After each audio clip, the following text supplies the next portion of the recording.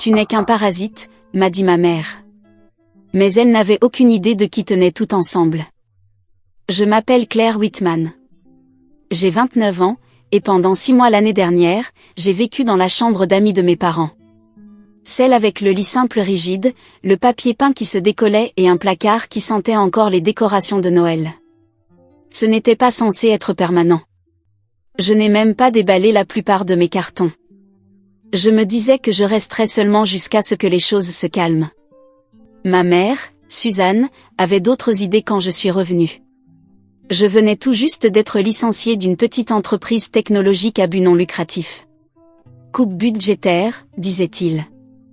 J'avais passé 3 ans à aider des centres communautaires à numériser leurs services, des choses comme planifier des accès à distance pour les personnes âgées, même aider les anciens combattants à naviguer dans les services en ligne. J'étais fière de ce travail. Mais une fois les financements épuisés, le poste a disparu avec. J'ai postulé à tout ce que je pouvais trouver, des emplois à distance, des missions ponctuelles, même des postes bien en dessous de mes qualifications. J'ai pris quelques projets en freelance ici et là, principalement du design web et du dépannage numérique pour des commerces locaux. Mais le marché était tendu. Mes économies se sont évaporées plus vite que prévu. Le loyer dans le nord de l'État de New York n'était pas exactement indulgent. Et au final, j'ai emballé ce que je pouvais mettre dans ma petite voiture et suis retournée dans la même impasse où j'avais grandi. Papa, Harold, m'a accueilli comme un invité inattendu, poli, discret, une tape dans le dos. Maman a offert un sourire crispé et une liste de choses à réparer. Le thermostat déraillait encore, l'imprimante se bloquait une page sur 3 et le Wi-Fi se déconnectait vers 20h. Je ne me suis pas plainte. J'ai configuré de nouveaux filtres de messagerie pour eux, installé un antivirus, réorganisé leur application de budget et mis à jour la sécurité de leur banque en ligne. J'ai même repéré une transaction frauduleuse sur la carte bancaire de papa avant qu'il ne s'en rende compte. Il ne demandait rien, il supposait. Suzanne n'était pas méchante, pas de manière évidente. Elle ne criait pas, ne claquait pas les portes. Mais chaque matin, elle nettoyait la cuisine déjà propre comme si elle voulait m'en effacer. Elle pliait le linge avec des gestes secs, précis, et quand elle passait devant ma chambre, elle s'attardait juste assez longtemps pour laisser le silence parler. Eric, mon frère cadet, passait peut-être 2 fois par mois. Il a 25 ans, vit à Manhattan et travaille dans la finance, du moins c'est ainsi qu'il se présente. Maman s'illuminait dès qu'il franchissait la porte. « Voilà ma star », rayonnait-elle. « Tu as l'air d'avoir perdu du poids. » Pendant ce temps, j'étais dans un coin, en train de reconnecter le routeur Wi-Fi pour la 3e fois de la semaine. Personne ne le disait à voix haute, mais je le sentais comme une vapeur sous pression. Je n'étais pas chez moi. J'étais une ombre de passage, un rappel de quelque chose qu'il ne voulait pas regarder de trop près. Ce que je ne savais pas à l'époque, c'est que la personne qu'il voyait à peine, celle qui pliait le linge en coulisses, réparait les mots de passe, préparait discrètement le dîner, c'était la même personne sur laquelle tout leur système reposait en silence. Ils ne s'en rendraient compte qu'après mon départ. C'était un dimanche, de ceux que ma mère appelait autrefois les « journées en famille », à l'époque où on utilisait encore des sets de table et de l'argenterie assortie. Elle avait préparé des itis au four, le plat préféré d'Eric, pas le mien. Il est arrivé en chemise bien repassée, avec une montre qui avait l'air coûteuse. Il a salué maman avec un baiser sur la joue et a jeté ses clés dans le bol comme s'il n'avait pas ignoré ses appels tout le mois. Eric Whitman, 25 ans, plus jeune de 4 ans, mais traité comme s'il vieillissait à l'envers. Il travaillait à Midtown pour une société d'investissement privé et avait toujours une nouvelle appli ou un terme crypto à placer dans la conversation. Suzanne buvait ses paroles. J'ai mis la table, faisant attention à ne pas ébrécher l'assiette fêlée au milieu. Quand je me suis assise, Eric m'a regardé comme si j'étais venue sans y être invitée. Le dîner a commencé comme d'habitude, maman demandait à Eric comment allait le travail, Eric faisait semblant d'être modeste. J'ai essayé de ne pas trop parler, je me suis concentrée sur la nourriture, gardant les yeux sur mon assiette. Puis c'est arrivé. Suzanne s'est tournée vers moi, d'un ton faussement détaché. « Tu postules encore à de vrais emplois, ces derniers temps ?» Je me suis figée. Je lui avais dit la veille que j'avais 2 entretiens cette semaine. Je lui avais même fait lire l'une de mes lettres de motivation. Mais rien de tout cela ne comptait. Pas quand Eric était là. Avant que je ne puisse répondre, Eric a coupé la parole sans me regarder. À un moment, ce n'est plus de la malchance, ce sont de mauvaises décisions. J'ai ravagé mes mots et ma fierté. Le silence qui a suivi n'était pas vide, il était dense, électrique. Mais seulement pour moi. Eux ont continué à parler. Ils ont ri. C'est tout. Je ne me souviens pas vraiment avoir rapporté mon assiette à la cuisine. Je me suis tenue au comptoir et j'ai fini mon dîner dos tourné à la pièce. J'entendais des bribes, elle doit grandir, on ne peut pas la dorloter éternellement, c'est embarrassant. Il ne chuchotait pas, il n'en avait pas besoin. Ce qui faisait le plus mal, ce n'étaient pas les mots. C'était la facilité avec laquelle il les disait, leur naturel, comme s'il les avait répétés. Cette nuit-là, je suis restée allongée dans mon lit, les yeux grands ouverts, l'assiette fêlée toujours dans l'évier, celle que personne d'autre ne toucherait. Et j'ai commencé à me demander, qu'étais-je devenue dans cette maison ? Le lendemain matin était silencieux, pas d'un silence paisible, mais d'un de ceux qui flottent dans l'air comme de la fumée après que tout a déjà brûlé. J'étais dans la véranda, penchée sur mon ordinateur portable, en train de finaliser les derniers ajustements du nouveau site web d'une boulangerie locale. Leur menu de printemps allait sortir, et je venais de télécharger le carrousel d'images quand j'ai entendu un bruit, des talons sur le plancher en bois, des pas rapides, décidés. Suzanne est apparue dans l'encadrement de la porte. Ma mère avait une façon de croiser les bras qui les faisait ressembler à des barricades. Elle ne frappait jamais. Elle ne l'a jamais fait. « Il faut que je te parle, dit-elle. » Je me suis arrêtée, j'ai levé les yeux. « D'accord. Tu dois commencer à payer un loyer. » Je l'avais déjà entendu, souvent jeté entre deux remarques sur la facture d'électricité et la manière dont je remplis le lave-vaisselle. Alors j'ai répondu comme d'habitude, je vais le faire. Je t'ai dit que dès que ce projet est terminé, j'enverrai quelque chose. Il te paie, demanda-t-elle, sachant déjà la réponse. Oui. Elle pencha la tête. Je ne parle pas d'un jour. Je parle de maintenant. Aujourd'hui. J'ai cligné des yeux. Tu veux que je t'écrive un chèque avec de l'argent que je n'ai même pas encore reçu ? Elle n'a pas bronché. Non. Je veux que tu grandisses. Et puis c'est tombé, net, tranchant, presque désinvolte, tu n'es qu'un parasite, Claire. Tu vis à nos crochets, et ça a assez duré. Ce mot, parasite, m'a frappé comme une gifle. Je n'étais pas préparée. Elle l'a dit sans cligner des yeux, comme un diagnostic, comme si j'avais toujours été ça. Avant que je ne puisse répondre, elle a tourné les talons, a disparu dans le couloir et est revenue, traînant un sac de sport que je n'avais pas vu depuis la fac. Elle l'a laissé tomber à mes pieds. Va parasiter ailleurs. J'ai regardé le sac, toile bleue, mon nom encore brodé sur le côté. Je l'ai zippé, j'y ai glissé mon ordinateur portable, mon chargeur, et j'ai pris ma brosse à dents. Pas de scène. Pas de cri.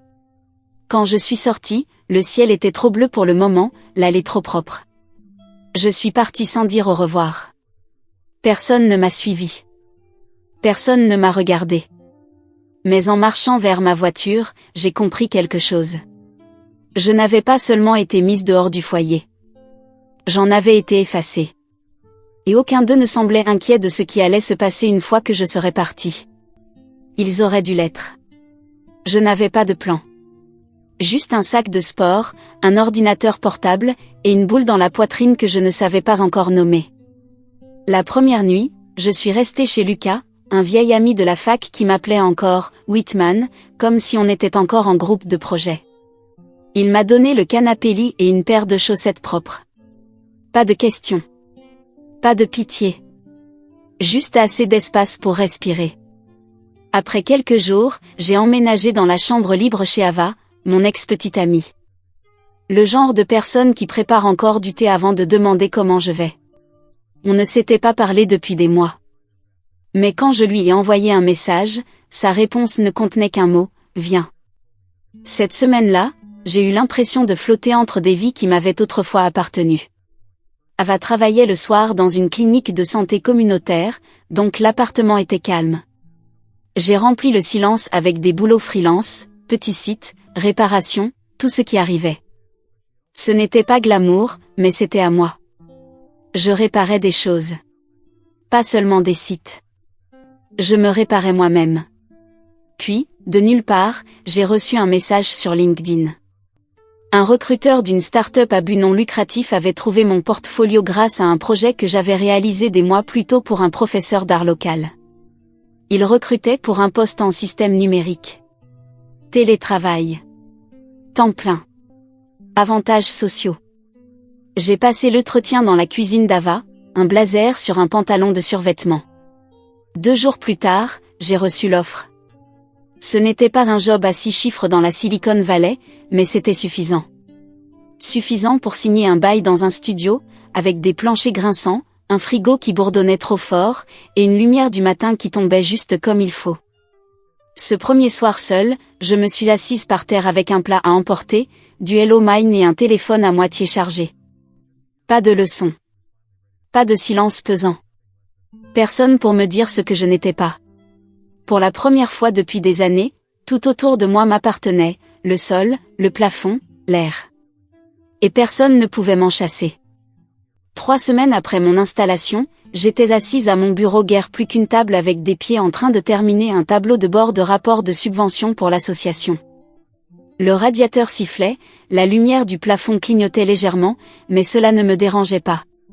Tout dans cette pièce, cassé ou non, était à moi. C'est alors que mon téléphone a vibré. Appel manqué, Harold Whitman. Mon père. Je n'avais pas eu de nouvelles depuis la nuit où je suis partie. Pas un message, pas un « comment tu vas ?»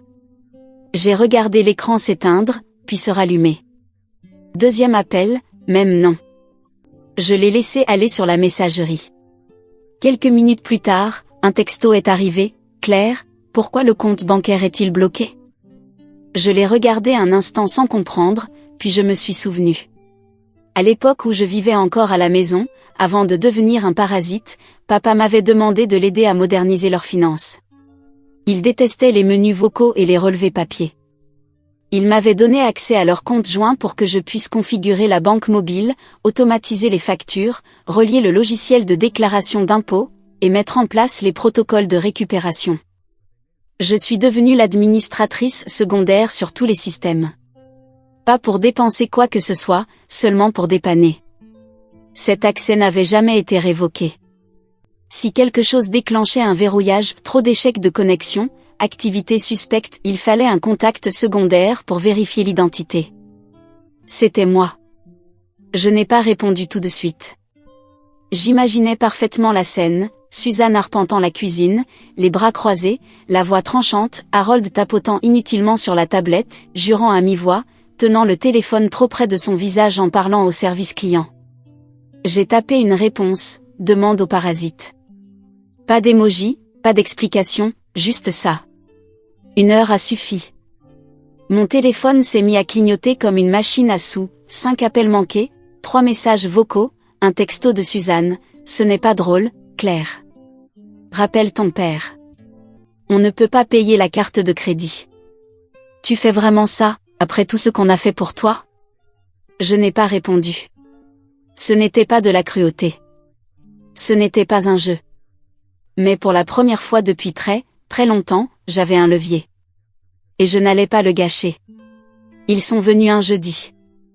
J'ai entendu frapper avant de les voir.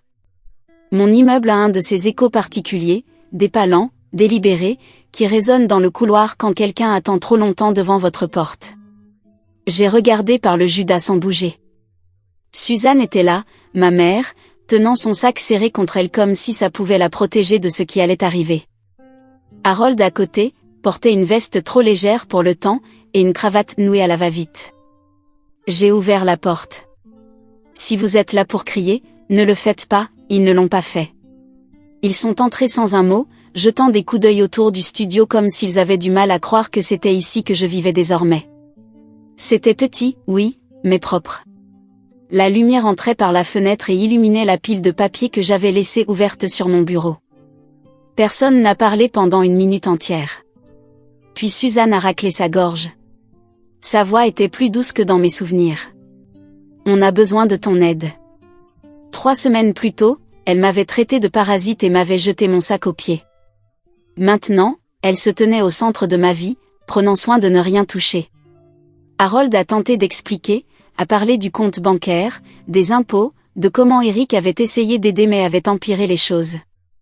Je le savais déjà. J'avais vu les alertes.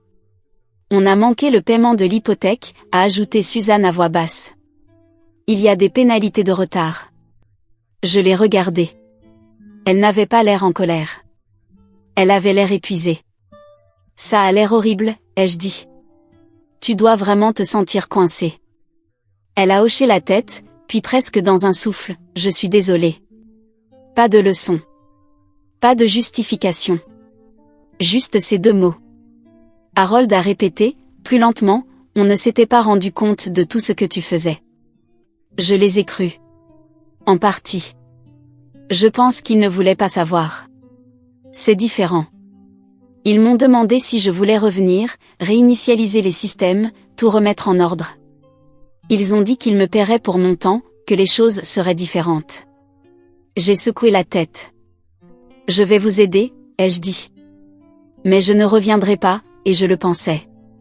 On a passé 2 heures à mon bureau, Harold d'un côté, plissant les yeux devant l'écran, Suzanne de l'autre, les bras croisés mais silencieuse.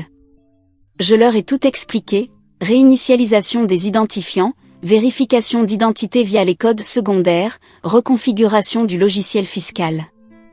J'ai dû appeler le support technique 2 fois, une pour confirmer un code à 2 facteurs qu'ils avaient ignoré, une autre pour débloquer le portail HSA qu'Eric avait accidentellement signalé comme activité suspecte. Suzanne ne disait pas grand-chose. Harold marmonnait à chaque nouvelle question de sécurité, c'est ridicule, répétait-il, mais il y répondait quand même. Quand tout fut terminé, je me suis adossée à ma chaise et je les ai regardés. Je vous enverrai un document qui détaille chaque étape. Et après, je m'en vais. Suzanne a froncé les sourcils, plus d'accès administrateur ? Non, ai-je dit. Plus d'appels tard le soir. Plus de Claire, Internet ne marche pas. Il faudra vous débrouiller. Ou demander à quelqu'un d'autre. Peut-être Eric. Harold n'a pas protesté. Il a simplement hoché lentement la tête. Ils se sont levés, ont rassemblé leurs affaires. Aucun n'a tendu les bras pour un câlin. Je n'en ai pas proposé non plus. Quand la porte s'est refermée derrière eux, je me suis rassis à mon bureau et j'ai ouvert mon Google Drive. Il était là, un dernier dossier partagé, banque, maman et papa, à ne pas supprimer. J'ai survolé avec la souris un instant, puis j'ai cliqué sur supprimer. Confirmer. Disparu. Aucun message ne m'a demandé si j'étais sûre. Et je n'en avais pas besoin. Pendant quelques jours, tout a été calme. Trop calme. J'ai pensé que c'était peut-être fini.